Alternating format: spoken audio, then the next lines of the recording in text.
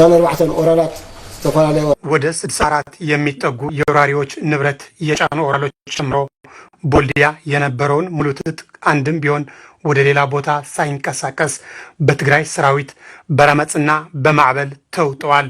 የማዕበል ጦር ዋጠው፣ የረመጽ ጦር ደግሞ ቀቅሎታል። አውዝ ዝነበሩ ቀላል ኃይሊ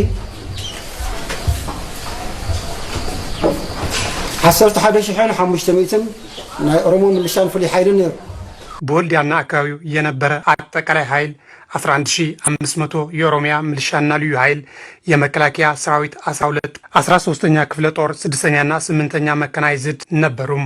ቢሆንም ግን ይህን ኃይል በመደምሰስ የተማረኩትን መሳሪያዎች 8 ታንክ፣ 1 ታንክ የተቀጠለ 10 መድፍ፣ 3 107 2 ዙ 6 ብረት ለበስ ከ120 በላይ መገናኛ ሬዲዮ ናቸው። ይህ የሚያክል ሬዲዮ መያዝ ማለት በዛ ልክ ጠላትን መግደል ማለት ነው። እነዚህን ጠላቶች ደምስሳችሁ ማዕበሉ እንዲውጣቸው በማድረግ ረመጽም እንዲያቃጥላቸው ተደርጓል። ክንዱዚ ሬዲዮ መሐዝ ማለት ክንዱ መራሒ መቅታሊ ታጋይ ኃይለ ሥላሴ ወይ ሞድም በተያያይዞም በስሪንቃና ወልዲያ በተደረገው ውጊያ የትግራይ ሰራዊት አንድ ሻለቃ ኮማንዶ ሙሉ በሙሉ በመደምሰስ ንብረታችሁ በማድረግ ከኮማንዶ በላይ መሆናችሁን አስመስክራችኋል በማለት እንኳን ደስ አላችሁም ብሏል። ኮማንዶ ሻለቃ ነው ያው አሁን ሰልጥንኩም አይመስለኒ ያፍቲ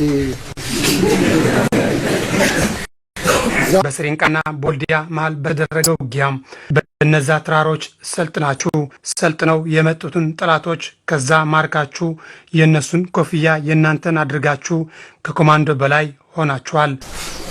ልዕል ኮማንዶ ሆንኩም አለኩም ዘን ተቆይዓም ቆይዓም ገርኩም ኮፍያችሁን በማድረግና ንብረታችሁ በማድረግ የረመጽን ስራ በመስራት የእውነት እዛው ረመጥ ማድረጋችሁ እንኳንም ደስ አላችሁም።